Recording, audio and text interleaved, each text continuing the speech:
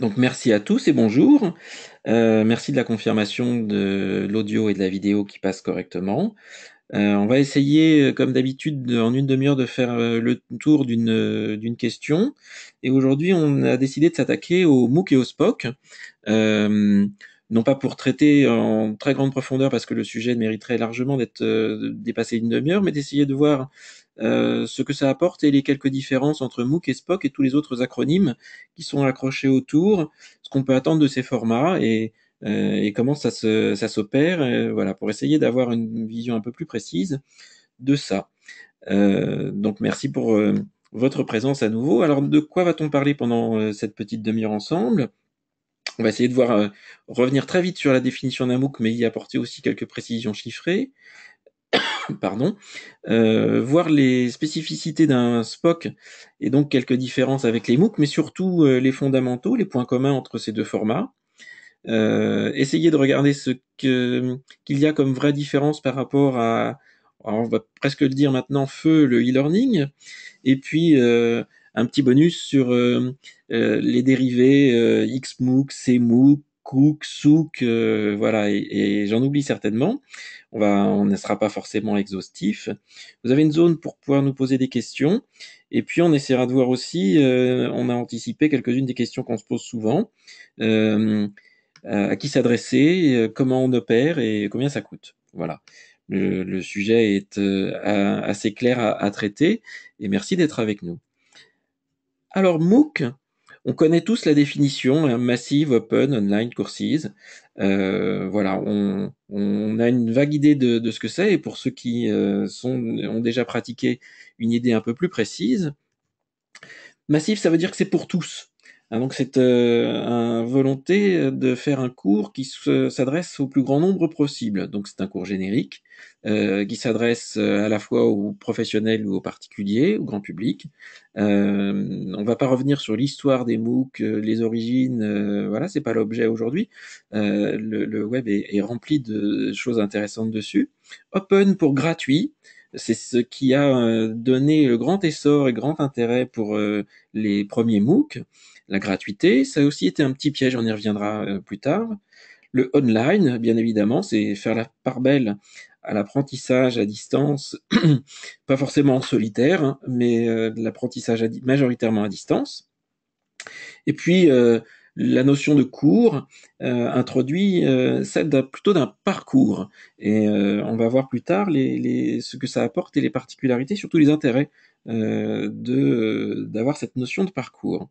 Alors, si on essaye de traduire ça concrètement en quelques chiffres, les MOOC qui rassemblent le plus de monde, sans vouloir faire des records, mais ce sont des tendances. Ben, quand on est dans le monde anglo-saxon, il n'est pas rare d'avoir 100 000 personnes qui s'intéressent à un MOOC pour les MOOC qui ont les plus grands succès. Quand on est dans le domaine francophone, les MOOC qui ont un grand succès peuvent rassembler jusqu'à 50 000 personnes. Je citerai le MOOC cuisine de l'AFPA, qui a eu un grand succès. C'est pas le succès, le nombre d'inscrits au MOOC n'est pas forcément significatif de la qualité du MOOC, même si le MOOC de l'AFPA était pas mal, mais surtout de l'intérêt par rapport à un sujet. Et on voit bien ici cette notion de massif avec ce nombre de personnes inscrites, ce qui n'est pas sans poser de problème d'organisation et d'accompagnement des utilisateurs, mais ça on y reviendra un tout petit peu plus tard. Euh, le open, qui veut dire gratuit, le cours en lui-même en général est gratuit. Et puis on a vu émerger dernièrement, parce que c'est quand même un produit et donc il faut financer son développement et éventuellement son fonctionnement, et éventuellement en faire un modèle rentable. Et on voit que le cours en général reste gratuit, mais on voit émerger une tendance qui est le fait de devoir payer un petit supplément pour avoir un certificat qui peut varier entre 50 euros ou plus pour avoir accès à une évaluation qui donne lieu à une certification. Le online, la formation en ligne, signifie que majoritairement on est dans une phase d'auto-formation et puis qu'on a la possibilité d'échanger avec les autres personnes qui se forment et aussi l'équipe d'encadrement pédagogique ou technique qui supervise le cours. Et puis, le côté très intéressant des MOOC est la notion de parcours dans les leçons. En général, ce sont des sessions qui ont lieu plusieurs fois dans l'année et qui ont une date de début, une date de fin, et en général qui s'étalent sur 5 à 7 semaines. Voilà pour les caractéristiques qu'on peut avoir des MOOC dans leur état actuel et avec un petit peu de recul. Alors maintenant, si on s'intéresse au SPOC pour voir quelles sont les différences. Alors on a les deux dernières lettres qui sont identiques, le Online Courses, mais on a les deux premières qui marquent bien la différence du SPOC par rapport au MOOC. C'est Small et Private. Alors quelle est la signification ça se traduit comment cette distinction Small et Private? On est dans un plus petit groupe, hein, on est loin des grands chiffres des MOOC. On s'approche plus d'une session de formation traditionnelle avec la notion d'équipe. Et puis le côté privé signifie le payant. C'est que, à part la bande-annonce, suivre le cours n'est pas gratuit, contrairement au MOOC, et c'est payant. Le reste, on reste en ligne et avec un parcours rythmé. Alors encore une fois, en chiffres, ça se traduit comment? Un SPOC, généralement, est pour un groupe de 20 à 30 personnes, quelquefois un peu moins, rarement un peu plus, sinon la qualité pédagogique n'est pas tout à fait la même, en tout cas pour l'accompagnement pédagogique et l'encadrement qu'on pourrait avoir. On est en auto-formation et plutôt avec du tutorat qu'avec des simples échanges entre participants. C'est la promesse d'un accompagnement pédagogique un peu plus fort, quelquefois même en relation directe avec l'expert qui est l'auteur du MOOC, qui assure, on va dire, l'accompagnement pédagogique des membres du groupe qui suit le SPOC. Et puis pour la durée, le rythme est identique à peu près à ce qui se fait avec les MOOC, c'est-à-dire 5 à 7 semaines. Voilà pour les deux éléments très distinctifs. Le premier, le MOOC ouvert à tous, principalement gratuit, de grandes populations et des échanges qui sont organisés entre les participants. Mais vous imaginez bien que quand on a 100 000 personnes, voire plus, à encadrer, on ne peut pas faire d'encadrement individuel et de coaching individuel ou de tutorat individuel. C'est très rare. Par contre, des échanges entre pairs, oui. Quand on est dans le SPOC, là, ce sont des petits groupes. On a une promesse d'accompagnement pédagogique quasi individuel. Mais par contre, c'est dans un modèle payant qu'on entre, et donc on est dans une formation traditionnelle qu'on choisit et sur lequel on s'engage en payant et avec la promesse d'un résultat au final et pratiquement dans tous les cas d'un certificat qui est optionnel dans le cas des MOOC. Quelles sont les principales caractéristiques communes, les fondamentaux, entre les MOOC et les SPOC? Alors, un parcours avec une date de début, une date de fin, généralement 5 à 7 semaines. Cet intérêt de la date de début et la date de fin, c'est ça qui donne le rythme. Contrairement aux activités e-learning qu'on a pu avoir précédemment, où le cours est mis à disposition pendant une certaine période, il n'y a pas forcément d'incitation à un rythme de travail dans le e-learning, alors qu'il y en a dans les MOOC et les SPOC. Et c'est un des grands atouts de ça, c'est de forcer un peu la main à dégager du temps, à le planifier sur 5 à 7 semaines, ce qui est tout à fait faisable. C'est-à-dire qu'on a une récompense assez rapide de l'effort de se former. Un mois plus tard, grosso modo, on a terminé sa formation et on a ou pas un certificat si c'était optionnel ou si c'était inclus dans le cas des SPOC. Et ça génère en général 2 à 4 heures de travail par semaine, des fois un peu moins, des fois un peu plus, suivant l'intérêt pour le cours et l'assiduité à faire l'ensemble des activités qui sont proposées et des exercices. Mais ces deux points-là sont vraiment extrêmement importants et font en grande partie le succès des MOOC, et pas simplement la gratuité, parce qu'effectivement, avoir une activité qui est gérée, rythmée dans le temps, est un des éléments qui est très distinctif du e-learning. Les cours sont constitués de vidéos et de documents, principalement. Il y a d'autres façons d'accéder à des cours, hein, des exercices à faire, etc. Et les exercices, en général, sont corrigés. Et pas forcément corrigés automatiquement par la machine qui vous dit bravo ou recommencez, mais il y a des échanges de copies et de devoirs entre participants ou entre les accompagnants, les encadrants pédagogiques ou techniques, qui font qu'on a une vraie correction des exercices.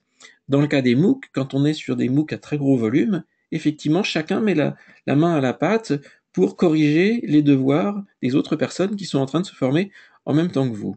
Et puis il y a des échanges, ça c'est un point commun également entre les MOOC et les SPOC, des échanges entre pairs, avec les experts, avec des tuteurs, des échanges qui peuvent être informels et asynchrones, ou très structurés et synchrones dans le cas de classe virtuelle, et dans de très rares cas de figure, mais ça peut être quand même intéressant, des vrais rendez-vous réels en physique entre l'ensemble des participants et les encadrants. Mais c'est une exception, mais qui a quand même un intérêt pédagogique assez intéressant. Voilà pour les caractéristiques communes entre les MOOC et les SPOC, et en revenant un petit peu plus haut, les éléments distinctifs, le côté très grand public ouvert et gratuit, petit groupe privé et payant avec une promesse pédagogique un peu plus forte côté des SPOC.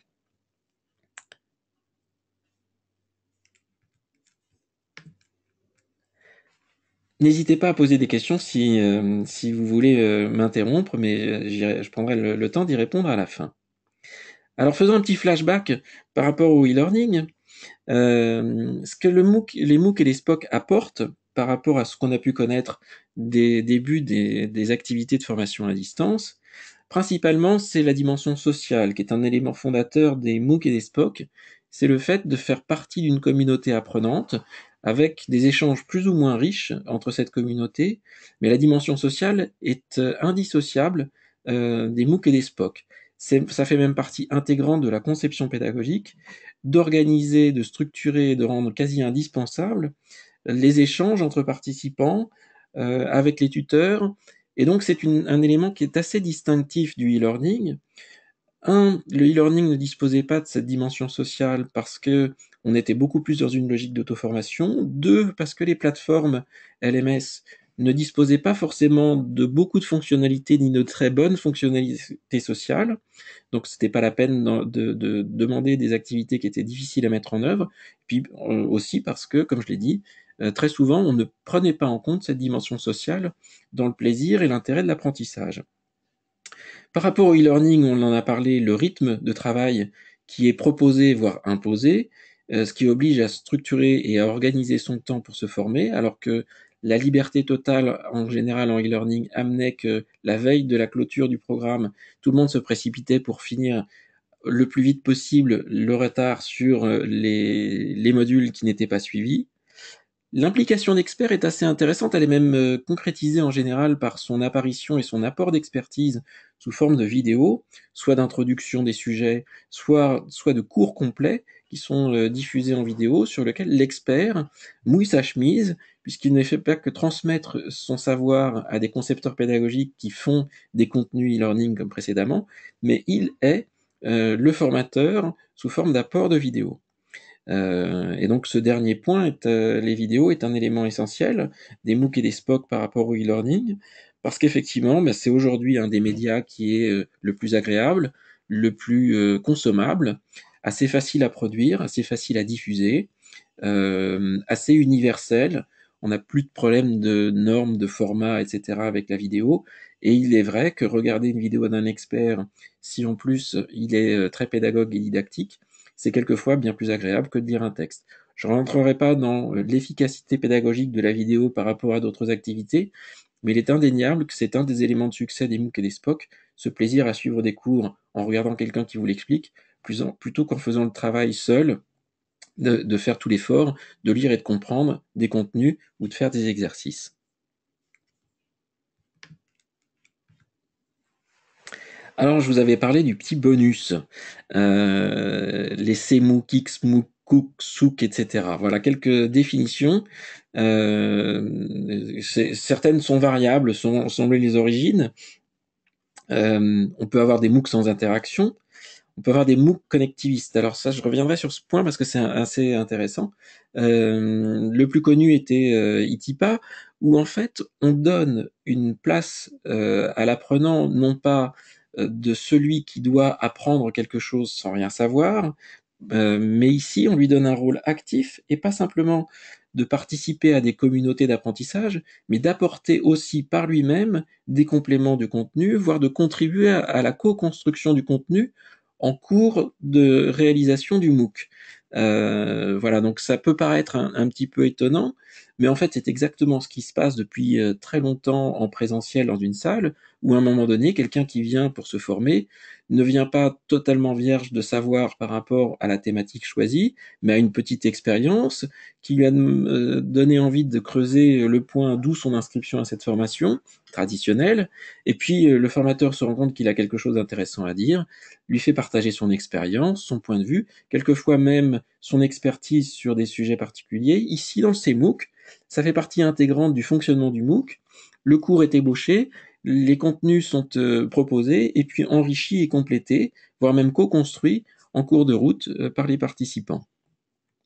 Le COOC, le MOOC sur mesure corporate, en général, c'est à l'initiative d'une entreprise qui a envie de traiter son propre sujet, soit pour ses salariés ou pour ses clients, ses partenaires, ses fournisseurs, et qui reprend le format du MOOC, mais dont le thème n'est absolument pas généraliste et grand public, ni même transversal, mais en général lié à l'activité propre de l'entreprise, ses produits, ses process, son organisation, etc.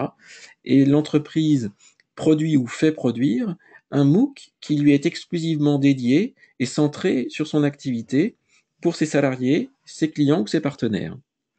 Et puis une petite variation du SOOC, en fait, c'est le principe du MOOC, mais avec communauté réduite. Voilà, il y a plein d'autres déclinaisons possibles de ce principe des MOOC qu'on a vu. Les principes fondateurs sont toujours les mêmes.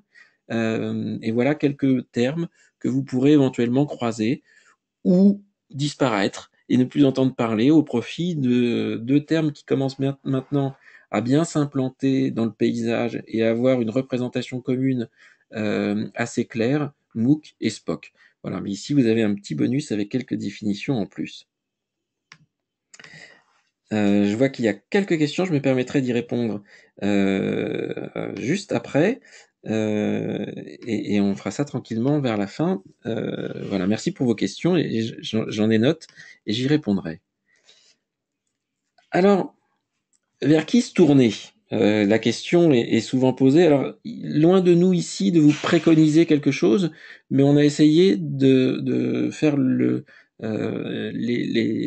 rassembler les gens dont on entend le plus fréquemment parler. Les incontournables dans le paysage français, Open Classroom, Fun, c'est certainement des entreprises dont vous avez déjà entendu parler, un peu moins connues, Thinkovery, MOOC et compagnie, il y en a pléthore. Donc on n'est ni exhaustif ni préconisateur, hein, on garde notre indépendance à ce niveau-là. Vous en avez entendu parler parce que c'est un opérateur français qui a produit un très bon livre blanc qui a un peu évangélisé le marché pour expliquer ce que c'était, comment ça se produisait, etc.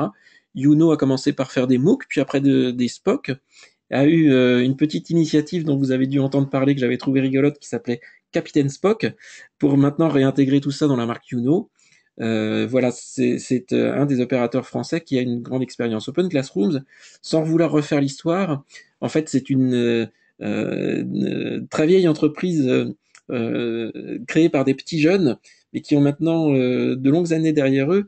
Pour ceux qui se sont intéressés à la formation à distance depuis longtemps, ça s'appelait le réseau du zéro.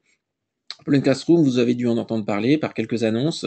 Le premier bachelor européen, l'association avec Pôle emploi pour fournir des formations gratuites à l'ensemble des chômeurs, des initiatives assez intéressantes. C'est une entreprise qui a des initiatives et des idées à profusion. Fun, France Université Numérique, quelque chose d'un beaucoup plus institutionnel, qui maintenant a changé un petit peu de forme, mais un très riche catalogue de contenus, et vers lequel on se tourne pour l'hébergement et la diffusion de ces cours. Thinkovery, qui est plutôt un éditeur sur mesure de contenu de SPOC ou de MOOC, un peu comme Youno. Et puis MOOC et compagnie, qui est aussi une société qui produit de très jolis MOOC avec passion et quelques éléments distinctifs. La liste est encore longue, Encore une fois, loin de nous de vouloir faire une sélection, mais de parler de ceux dont vous avez dû entendre parler et vous donner une petite explication sur leur positionnement. Après, sur le marché anglo-saxon, on s'y étendra un petit peu moins parce que votre intérêt est certainement plus local, mais si vous voulez voir une pléthore de cours incroyables à profusion, les grands noms sont cités ici: Coursera, Lynda, Udacity, Udemy, chacun avec leur spécificité, soit thématique, soit d'organisation. Allez y jeter un petit coup d'œil parce que de toute façon, l'observation est une bonne préparation avant la conception, avant de se lancer dans la création d'un MOOC.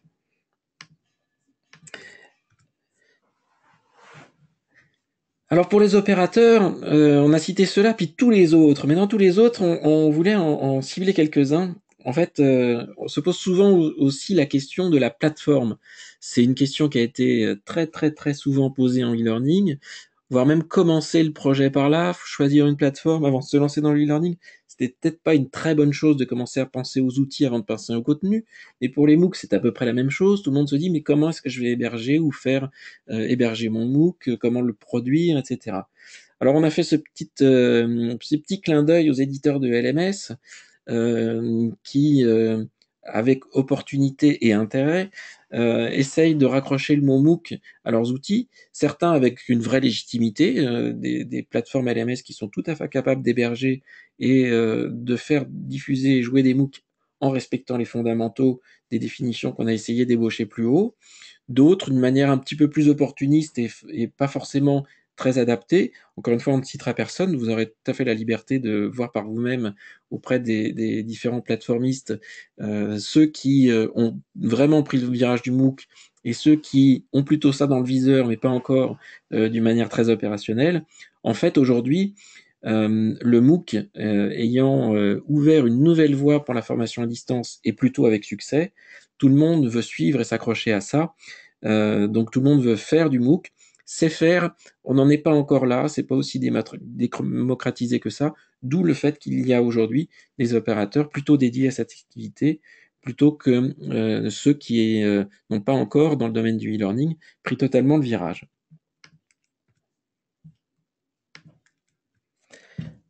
Alors comment est-ce qu'on aborde la conception d'un MOOC? Première chose, pensez aux interactions. Grande différence avec le e-learning. Pensez à faire des choses aux gens qui vont suivre le MOOC ou le SPOC, et surtout faire des choses entre eux, et pas simplement contre les pairs, mais avec l'équipe d'accompagnement.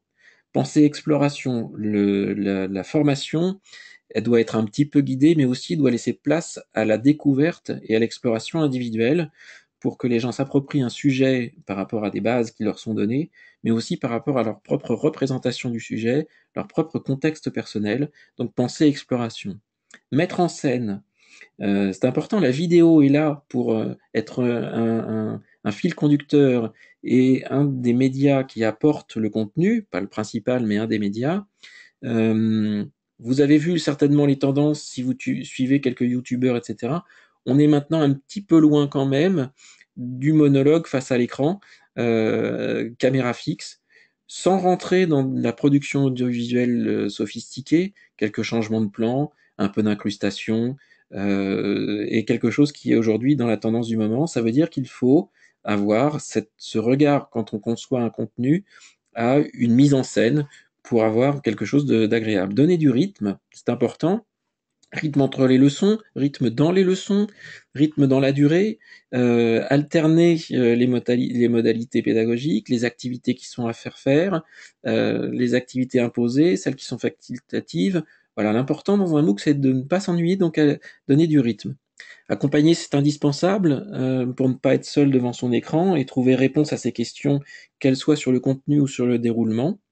Récompenser, c'est important aussi, parce qu'il ne faut pas que le plaisir soit solitaire à suivre un MOOC, il faut que la plateforme et le dispositif renvoient un feedback positif et encourageant aux utilisateurs. Échanger entre pairs, parce que la première version d'un MOOC n'est jamais aussi bonne que la deuxième ou la troisième, donc il faut échanger pour essayer d'améliorer et être en processus d'amélioration continue, comme ça se fait depuis très longtemps dans les formations présentielles, où les dernières sont toujours meilleures que les premières.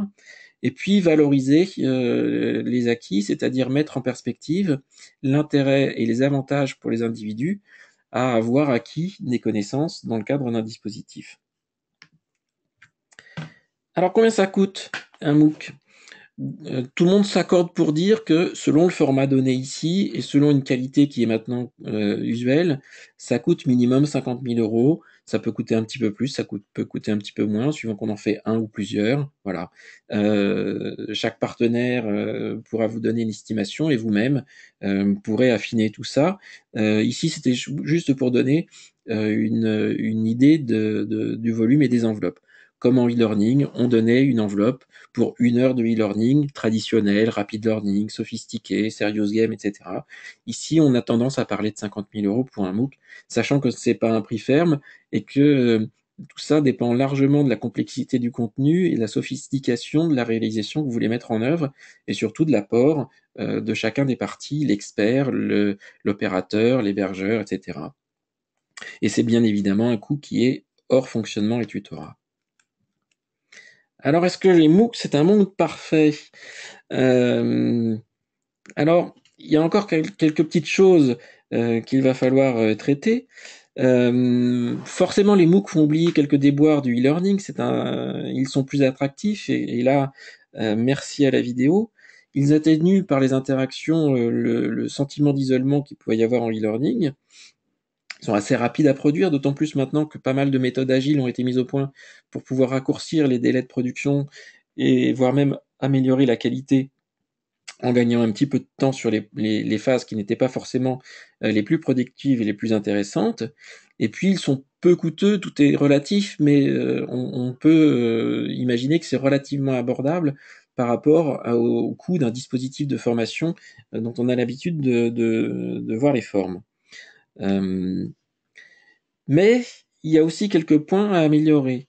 Essayer de limiter le taux d'abandon. Alors pour les MOOC, il n'est pas forcément lié à la qualité ou à l'intérêt par rapport à un sujet, mais juste pour faire un parallèle, je ne pense pas que vous ayez gardé toutes les applications gratuites que vous avez téléchargées sur votre téléphone, parce que peut-être vous en avez téléchargé quelques-unes juste pour voir. Les MOOC, c'est un peu pareil. Il y a des gens qui se sont inscrits juste pour voir. Il vaut mieux mesurer le taux d'abandon après la première semaine qui commence à avoir beaucoup plus de sens sur les gens qui se sont vraiment engagés à suivre le MOOC que mesurer le taux d'abandon par rapport à toutes les personnes qui se sont inscrites. Il va falloir trouver le bon business model parce que tout ça ne peut durer que si ça gagne vraiment de l'argent ou si on est dans un modèle économique équilibré. Donc il va falloir affiner certaines choses. Il va falloir éduquer les utilisateurs parce que c'est un monde un peu différent de ceux qu'ils ont pu connaître en e-learning ou de celui qui découvre par rapport à l'idée qu'ils ont de se former en ligne. Anticiper la lassitude parce que le MOOC aujourd'hui, ça suscite de l'engouement, mais on va peut-être s'en lasser. Donc il va falloir anticiper ça et trouver à améliorer et changer quelques éléments des MOOC pour éviter cette lassitude. Et puis surtout structurer le marché. Aujourd'hui, on a au moins un vocabulaire à peu près clair, mais les acteurs, les coûts, l'organisation, les niveaux de qualité, etc., tout ça reste encore à définir et à calibrer. Et le marché a besoin de se structurer et un petit peu pour y voir un peu plus clair. Alors pour conclure, et avant de passer à vos questions, si on fait une brève histoire des MOOC, voilà ce qui s'est passé. Les entreprises ont proposé aux salariés du e-learning en 2000, ça a fait plutôt un petit peu bof. Et puis les individus, et ce coup-ci pas les salariés, les individus ont découvert les MOOC en 2010, et là ils ont eu la banane, la possibilité de se former à tous les sujets qui les intéressent pour quasiment rien, et avec juste un peu d'effort et consacrer un petit peu de temps. Ce qui a posé question aux entreprises en se disant mais moi qui ai des difficultés avec ma formation à distance et mon e-learning, est-ce qu'il n'y aurait pas un petit truc à faire avec les MOOC? Du coup, le concept du SPOC est apparu, reprendre tous les bons principes du MOOC et trouver un business model qui soit adapté au financement et à la diffusion pour les entreprises. Et les SPOC sont en train d'investir assez massivement les parcours de formation des grandes entreprises. Alors ça, c'est quelque chose qui a beaucoup d'intérêt pour les acteurs de la formation à distance, la formation en ligne. C'est que ça permet de se former en ligne de manière un peu agréable, efficace et relativement abordable. Donc c'est le second souffle qu'attendaient tous ces acteurs depuis longtemps, et ça semble se pérenniser. Voilà, on est arrivé à la fin de cette partie présentation. Je vois que vous aviez posé des questions. Alors, je vais y répondre. Alors voilà, vous avez demandé le coût de conception, je vous ai donné le coût pour un MOOC. Quelle différence entre un CMOOC et une vidéoconférence réunion? La vidéoconférence, en général, c'est éphémère, et il y a peu de préparation, il y a peu d'exercices. Un CMOOC, c'est quand même 5 semaines de travail, des leçons, même si le contenu a des bords flous et s'enrichit au fur et à mesure, ça reste quand même un cours qui laisse une trace avec de l'asynchrone. Voilà, donc on n'est pas du tout dans le même registre. Les bonnes pratiques semblent les mêmes que dans la conception d'un présentiel. Oui, dans un présentiel, on ne peut pas imaginer que le formateur laisse les gens lire des documents tout seuls, sans même avoir besoin d'y réfléchir. Naturellement, on se rend compte que c'est une petite erreur. Dans les MOOC, comme on n'a pas, au moment où on conçoit un MOOC, on n'a pas les gens en face de soi et le MOOC n'est pas en train de se dérouler, il faut effectivement se forcer à penser à tout ça, même si ça paraît d'une grande évidence. Euh, voilà, je pense que j'ai pas oublié de questions qui auraient pu être posées au fil de l'eau. Vous avez encore la possibilité d'en ajouter une ou deux si vous le souhaitez, parce qu'on a démarré avec 2 petites minutes de retard. Il est cependant 12h02, donc on a respecté le timing. Faire le tour des MOOC et des SPOC en 30 minutes. J'espère que ce webinaire, comme les précédents et les suivants, répondent à vos interrogations et vous donnent intérêt pour rester fidèle à la Digital Learning Academy. En tout cas, vous êtes de plus en plus nombreux. On est ravis de vous avoir avec nous. Et voilà, donc je vois qu'il y a plus de questions. Merci beaucoup. Je vous dis à bientôt sur nos différentes activités. Et puis, on n'aura pas l'occasion de se reparler comme ça avant les fêtes de fin d'année. Donc, très bonne fête de fin d'année à tous. Et si vous aviez un petit truc à noter sur votre agenda, mettez une petite croix sur la date du 30 mars si les MOOC et les SPOC vous intéressent, et éventuellement même le mobile learning. On vous prépare une petite surprise pour le 30 mars. Mettez une croix sur votre agenda et réservez cette date. Voilà. Très bonne journée à tous, à très bientôt, et merci de votre présence. Au revoir.